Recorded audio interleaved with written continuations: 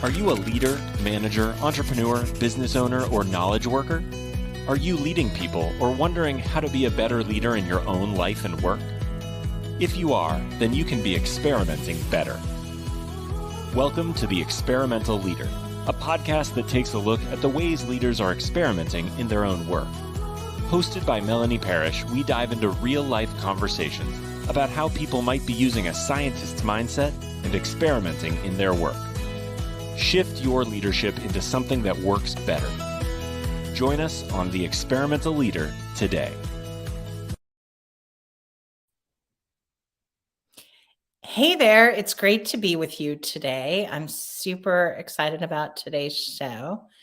And I've been thinking a lot about imposter syndrome, mostly because we're going to start doing some cool webinars about that. And I had this moment today that I thought was super interesting. So I was swimming because I swim 3 times a week. And I was swimming and I had something to say because I thought the chemicals were out of balance. And I wanted to talk to the guy who was testing the pool chemicals. And so when I was talking to him, this other woman came up and she said, "Oh, the alkalinity's off." And I was pretty sure the alkalinity wasn't off. Like, we have a swimming pool at home. We balance our chemicals. I think there was something off with the chemicals themselves because I had a weird taste in my mouth. But I found myself sort of acquiescing. And then I found myself sort of feeling like a little bit of imposter syndrome. And I was really curious about, like, why did I think I couldn't offer my opinion? And also I thought she had bad manners because she just sort of popped in and like jumped into my conversation when I was trying to give feedback to this person. And so later when I was thinking about it, I was kind of annoyed by that. But I realized, like, she looks super fit, like she's a triathlete. And there is no reason in the world that because she's a triathlete, she should know more about pool chemicals than I do. Like, I swim 3 days a week. I have my whole life. Literally, I have as much to offer as she does. But because, like, she wears a smaller size bathing suit, somehow she had the ability to tell this guy that. And then I was like, oh, well, what do I know? Surely she knows. And I had all these thoughts rolling around in my head. Anyway, I just had this moment and I just thought, gosh, it's so interesting how fast that can happen to me. And I work in the space. I deal with people and their imposter syndrome all the time. And I got myself out of it pretty well. And I know that she was wrong because the guy tested the pool chemicals and it was not too alkaline, like she said. It was something else. But it was an interesting journey for me to go through in my head. And I'm sure all of you have your own interesting journeys in your head. And I'm super excited about our guest today.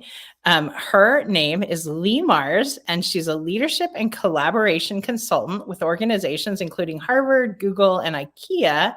And she's led a multi-year program teaching experimental mindsets to multi-generational teams at NASA. And she's also a longtime student of pioneering researchers and practitioners of the ritualized use of psychedelic medicines in the West. And she's the co-author of a cool book called Golden: The Power of Silence in a World of Noise and Leadership. And so I want to welcome Leigh Mars to my show today. Welcome, Leigh. Hey, thank you. Great to be here with you. Well, it's really fun. And Leigh and I actually did a certification for systems coaching together a long time ago. Like, I don't know, 13 years? 13 years ago. Yeah, it's been quite a good while. Time ago. So Leigh has a really special place in my heart. So I'm super excited to talk about this book. Plus, it's super cool because I've been listening to it because I like to listen to audiobooks. So welcome, and we're doing this wild book club thing this year. And I know that, so we're going to start with my book, and then we'll get to your book. Perfect. But, we're talking about intense at all levels. And before the show, we were talking and you were like, oh, I see this thing about intense and silence. And now I'm like super excited to hear what you're thinking. Sure, I'll jump right in. So, yeah, our book is about silence, and so we think a lot about what the clarity it offers, and I think clarity around our true intents, our true intentions and perceptions is one of those places. With all the noise of the world, and we'll get into more of that later, but auditory and informational and even internal noise, it gets really hard to discern what is our truest intention, what is really needed here. Mm. And that discernment, I think, requires silence to sift through the noise. Maybe the noise is what we've always done, or what our competitors do, or I don't know, you know what I mean? All the things that are happening, or it's truly distraction, buzzing, binging, the fact that we have back-to-back meetings and don't give ourselves even a moment to breathe and reflect. So I think there's a real connection here to this brilliant work looking at intents and the different layers. And when we really ground in that truest intent, that truest intention for how we move forward, then we can afford to be more experimental and take those risks and things like this. So I think silence can help us get there. I really love that. And I think you're actually speaking to something around any of the work. I think, there's a whole variety of things around intents. There's vision, there's mission, there's values, there's strategic intents, operational intents, and tactical intents, which is a mouthful. Mm-hmm. But around any one of those things, there's contemplation that's needed. And I think that contemplation requires space. And I always, when I'm talking with my clients and they're like, gosh, do I do anything? These are senior leaders and they're like, I didn't do anything. Sometimes I don't work for an afternoon. And I'm like, I don't think that's what's happening for you. I think they're taking silence, or they're taking pauses, or they're taking space. But our society doesn't value that. They don't say, oh, you thought about that for 4 days and then you came up with this great idea. It's like, what meetings were you in? Who were you talking to? What were you doing? And so I think all of this kind of work around intents also requires space. So silence is an intent. And what do you want to do with the with noise, or with doing, but it also requires space to change it. Yeah, I think when you take that time to get into these intents, and I love all those layers. It's super clarifying. It's so well done. I just can't say it's really, really helpful. So when you do take that time for the deepest layers to even all the way up to the tactical layers, then you can start cranking out the work if that's your thing. Like, nothing wrong with that, like ticking off the boxes, because you're aligned to do that work well. So I think you get to have both if you really just take that time to make sure that the intent is true and updated, present time, what's needed, all those things. Yeah. Well, and there's if not silence, there's peacefulness in the knowing that you're in alignment with those things, with the mission, with the values. Like, the friction, for me at least, creates a lot of voices in my head. And so yeah, same here. It's like, if I can be in alignment in my head, if I know how it's going to work, if I can see it, feel it, I don't know what channel I use in myself, but if I can know how it might happen, then it's quieter.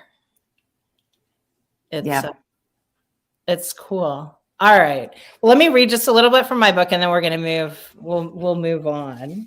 Perfect. I want to talk just a little bit about values. So if the vision and the mission are the why and the what of a company's business practices, the values are its how. Values represent the essence of the company's beliefs. Despite being strategically linked to the vision and mission, the values are discrete and need periodic tweaking. We tend to think of values as enduring qualities, but they can change as organizations and their leaders form appropriate reactions to changing realities and challenges and respond to market forces and cultural shifts. Mm-hmm. There you go. I love that. Yeah, I'm just so appreciative of the layers, how deep you go with this in terms of the vision and the mission, and then getting to that values piece, and that we distinguish between them in their lifespan or the need to revisit, and then of course all those other layers. Yeah. Well, and how many people, like, I remember being I was at a conference, I think it might have been an International Coach Federation conference, where Guy Kawasaki was pulling up mission statements from Dilbert or something. And they were like, oh, you need a mission statement? Here's one. Here's one. Here's one. Here's one. And it was like kind of the good news and bad news for coaching. Like, you could kind of use one of those. They were all kind of good and kind of bad. Yeah. And it's like, and it's still a thread that you pull through the organization. So I'm a big fan for quirkiness in all of them too, that your values are a little quirky, that the company values are a little quirky, that they say something that people, will remember. Not just like everybody's got honesty and integrity, because that's kind of boring, but that there's, I don't know, I have a value that's called Frog Pond, that's about sitting by my, I used to find that I would get outside and I'd be like, oh my gosh, I have 2 acres and there's not enough done, and I should weed something and I should do something. And then I have this little tiny pond that sometimes we find a frog in our pool and we put it in the pond. So it's not like we actually have a frog pond, but we sit there and we have a glass of wine, and it's to remind myself not to get up and do anything, but to be in that space and to enjoy it. And so I like those kinds of things about values. Me too. That sounds great. And I also notice that sometimes values wear out their welcome with people. Like, I had a client who was really into the value of being nimble. And that sounds great, especially, to people like us, being experimental, being nimble, but they got so heavy on the nimble that it was basically constant change that finally kind of seemed to develop to chaos. So there needed to be some stability. So we can sometimes kind of we can overdo our values and maybe need a refresh or a slight tweak, or things like this. I think that's really interesting. And it is interesting because you'd think that some things are always good, and then you can overdo anything. Yeah, they're not the thing that you want to call forth. Mm-hmm. And as I'm saying all this, I'm like, wow, you must have had a really, like, silence must have been really important to you to write this book. Like, wow, you wanted to spend some time with this. Yeah, it's been a 5-year journey. And I would say what brought Justin, my co-author, and I to this topic was actually we were at a place of despondency. We were both working in pretty intense fields. He is a legislative director for 3 members of Congress. I was working with the climate scientists at NASA and a lot of other scientists and engineers working on important issues like removing toxic chemicals. And so there's a great sense of urgency and service and wanting to do the right thing. And yet those environments felt so packed with content and data and urgency and noise and distraction. And then you add in politics, and we're raising families together, not together, but, we're each raising families. He has 3 kids under 6. So a lot going on. And we started to wonder if some of the solutions to these seemingly intractable problems could be found beyond the mental stuff, beyond the noise and the point and counterpoint culture, argumentation. And so we turned to silence. That was our intuition. And I'm so glad we did. So silence in its many, many facets. And so we joke that this is a non-meditator's guide to getting beyond the noise. So the punchline isn't to go meditate unless that's your way. And that's awesome if it is. But we explore many, many routes to silence in very busy lives. I love this so much because I love silence and I'm not a meditator. I Yes. hate meditation. I feel like I'm such a dork. Like I can't stand it, but I swim.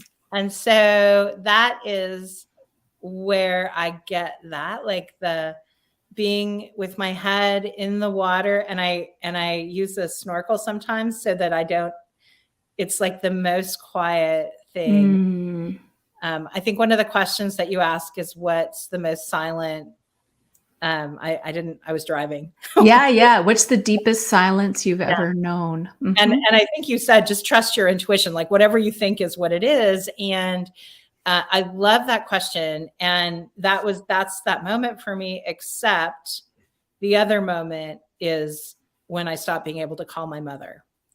Mm. That's also deep silence, and not in a good way. Like that's not Mhm. in a good way. Like the quiet of someone passing Mm. is a deep silence that's unwanted. Right.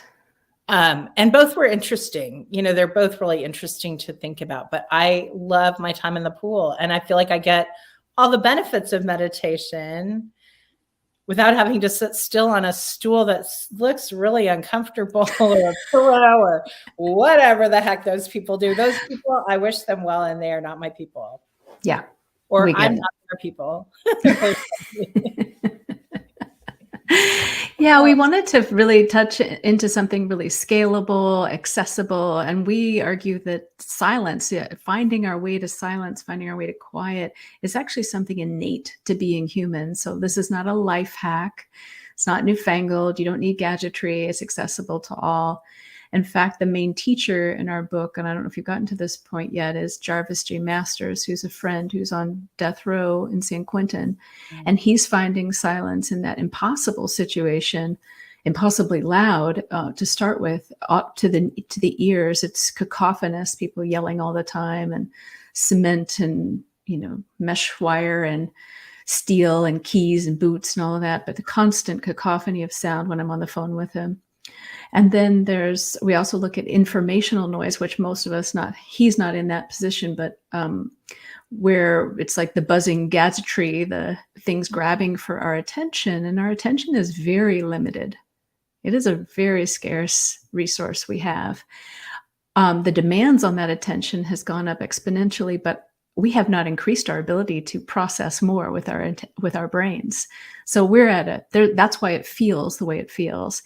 And then that, we argue, creates an internal situation of cacophonous noise, internal chatter, rumination, fretting. You talked about imposter syndrome, those kinds of things where things kick in like that.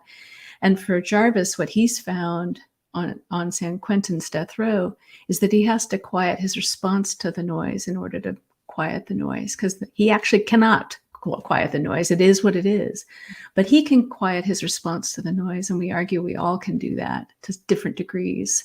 So this book is laying out a lot about, why silence is important and how to find it in any situation. And then looking at how we can do that as individuals, as teams in the workplace, as families, as friends. And then what would it mean for our society at large to really value silence? And to turn there for some of the answers instead of more talking and thinking and mental stuff. How has this book changed you, Leigh? Well, Justin and I joke that, this was like taking on a big curriculum, about all about that. Like, you've got to walk it to talk about it. One is not an expert in silence, but we did get the benefit of talking with neuroscientists and poets and Jarvis on death row and Whirling Dervish and all kinds of amazing and fascinating people who are devotees to silence. So it's a real place of experimentation and exploration, and it's worked me and changed me. I value how I find silence, which is really through dance on the day-to-day, like you with your swimming. So I'm dancing 5 days a week or more. That flow states are just as important for us to find that internal quiet, even though if it's like thumping and loud outside with some great music, like it is in my situation. So I value those places in my life more, make time, keep those commitments. And more, the client work I'm doing is really just helping them find deep, reflective silence, and also active, loud, fun silence, all the different types, so that they can work on their issues in a novel way and really get some breakthrough thinking. So like I mentioned, the chemists who are removing toxic chemicals, that's a complex issue. And if they come at it with conventional thinking, or they come at it, it's not going to solve this problem. It's too important. So we have a motto in those times to slow down. There isn't much time. I love that. And I think it's so true. I watch my children when they get in a hurry and they get kerfluffled, and when they get really steady and slow, that it becomes pretty obvious to them. It's really interesting. Slow down. There isn't much time. Yeah. Oh, how lovely. I'm curious, as a parent, and I know you're a parent. I don't remember exactly how old your daughter. Teenager. Yeah. She's 17. Yeah. So, my kids are 17 also. Oh, nice. Interesting. Oh, that's so interesting. I don't know if I ever had quite figured that out, but, when I think of silence, I worry about them. They don't have so much silence in their worlds. They've always got a device going. And I'm sure you address this in your book. And I sort of want you to be the expert of the tell me what to do. And I also know, I'm also quite aware that, we're sort of the first generation parenting children. We don't have any best practices. They just gave our kids, like my kids were born this year. Our kids were born the same year as YouTube. So Right. It's like, there's no, nobody told us what to do. People have all these ideas and we try things. And, it seems obvious to some people that we should take their devices away, but I have a kid who wants to go into tech. So maybe I shouldn't take his device away, because he actually, it will probably be his profession. So what thoughts do you have? What's the how-to for silence and children? Yeah, it is tricky. And you're right about all, in fact, and your listeners and watchers know that there's just so much evidence coming in that this is taking a real toll on mental health and things like that. And the answer isn't always just prohibit, right? I mean, that's not the best answer for me either. Generally, to prohibit doesn't look good on me. So, but to really gain some awareness about the impact. So when we do get away, which we do, sometimes we'll say go scuba diving as a family, and we're with these other families and we're just doing a lot more socializing and putting our phones down. I don't have to do anything. Ava just reflects upon how different this is. And you can't take your phone scuba diving, and you just want to be with the people in real time. And sometimes it's actually her idea that we step away from technology or even talking. We were once way out in Alaska, and I was a little bit agitated by the amount of group bonding that was happening, which is ironic being a relationship coach, but I had enough of all the talking. So she said, why don't we be silent for a day? So we took a day of silence. That was her idea. So I think it's like, actually, so follow their lead when they have something like that. Help them understand, what they're, when they're agitated. And this is true for all of us. The signals that we are saturated by sound is something we should get familiar with. When I'm saturated by sound, to just kind of give some examples, I'm irritable, and I'm never irritable. Like, that's a foreign emotion. I feel my tightness in my diaphragm. I'm probably holding my shoulders like up too high, and then I'm grinding my teeth at night. Anyway, those are some of the things. So those are lots of signals. I'm also, I'm irritable in my relationships. Those are relationships I care about. And yet I'm being short. I'm probably more forgetful, a little bit more fractured and things like that. So I can look on many different levels. What's the emotional content? What's the physical body telling me? What are my relationships what's happening in my relationships, and how am I managing or not managing my tasks? Those are great places to look. And then the opposite is also true. When I am getting that silence and that quiet, you're getting your swims, I'm doing my dancing, like, wow, well, then what's happening? Well, all those physical things are not present. I'm not even thinking about it. I'm just more generous with people around me. I'm kinder. I'm more in my gratitude, things like that. I don't forget things as much. So for each of your listeners, and then to help your kids notice those things by just reflecting, no judgment, right? And it seems like you're a little irritated. Do you want a little space for yourself?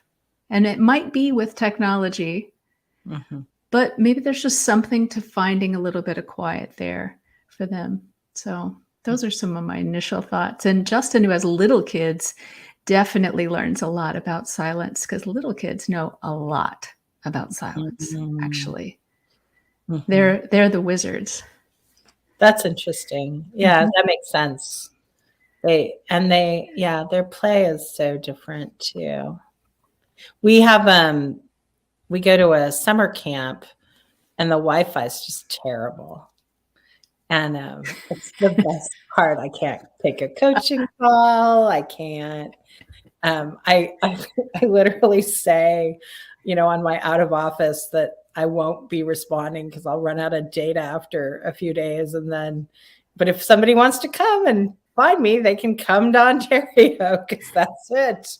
Like, I'll be there. I'm happy to chat, but I'm not going to be replying on any sort of media. And so my little dog has decided to come to Excellent. Dogs also know a lot about silence. Yeah, look at that. I've been barking in the background. Oh, hi. Yeah, there you are. Okay, well, we can't take ourselves too seriously. What are you experimenting on as a leader in your life and your work, in your marketing of your book, and anywhere? I'm always curious to hear how people are experimenting in their worlds.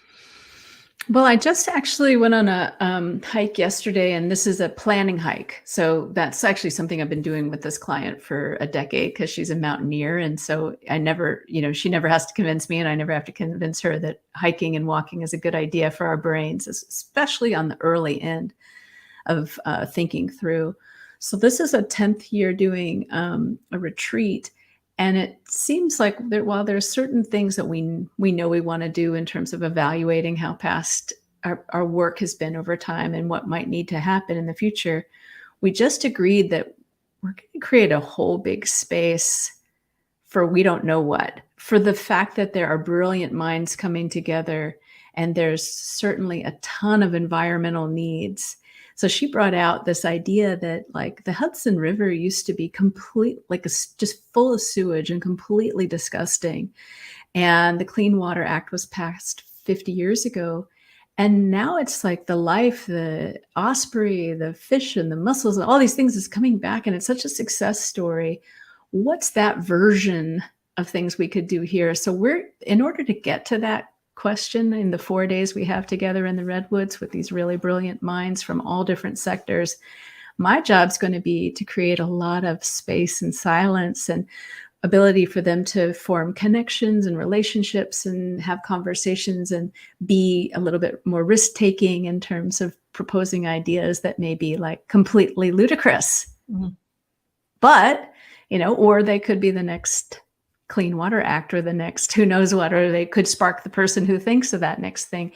So I'm more and more, I like to do less and less and give people more and more permission to do less and less. That's kind of my experimental strategy. And that requires a little bit of courage, especially now, because like you pointed out, there's just such a bias towards content and doing and meetings and IMing and all the things all the time. And, that's our bias. So it's actually quite courageous to step away from that, or out of time, or to try something different. And then instead lean into the collective intelligence of this group and what's actually really needed in the world versus what we think is needed in the world. We could actually sense that with our entire bodies, emotions, and who knows what else, where we find our intelligence.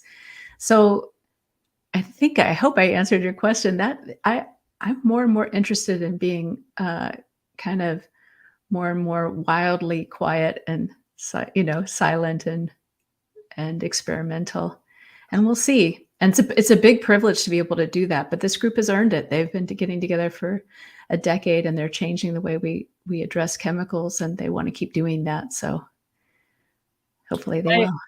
I love your answers so much. And one thing I notice is often, after silence, after you give people space, you talk about the level of the conversation. And I'm so struck by that. That's, to me, is also the gift, that if I give myself space, then the level of the conversation improves. And so it almost sounds like an oxymoron, like that's what silence brings you, is better conversation. Oh yeah. And it does. It's a beautiful thing. Yeah. Yeah. I really love that.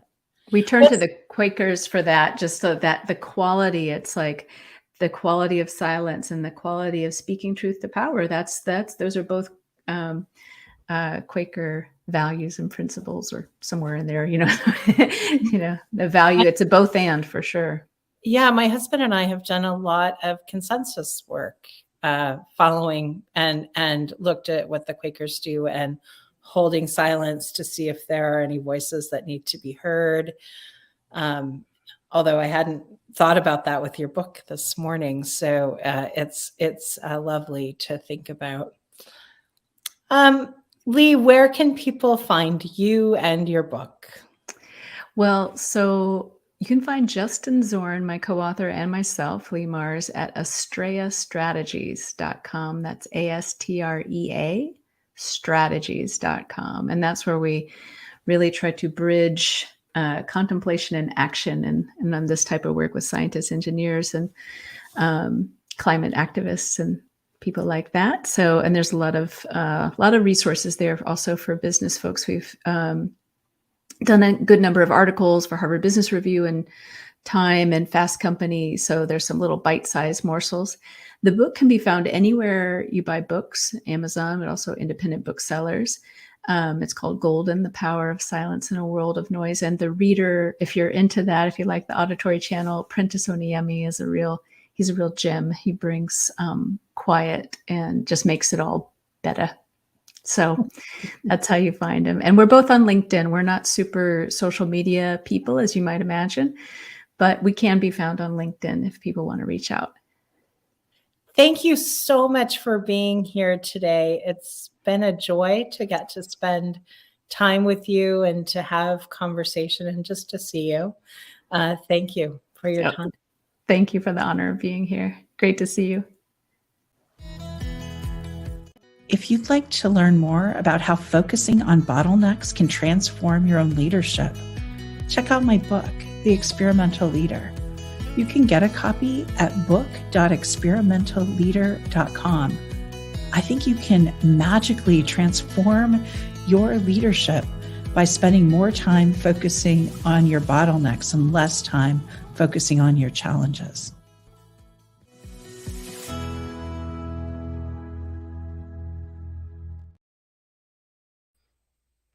Oh, it was amazing to be here with Leigh Mars today and her book, Golden. I really want to challenge you to think about yourself and think about paying attention to your needs around silence and to be curious about how you find it in your life. I know how I find it. I'm sure you have ways that you do it. And then my second challenge is to find it. It's been super fun to be here with you on the Experimental Leader podcast. Go experiment.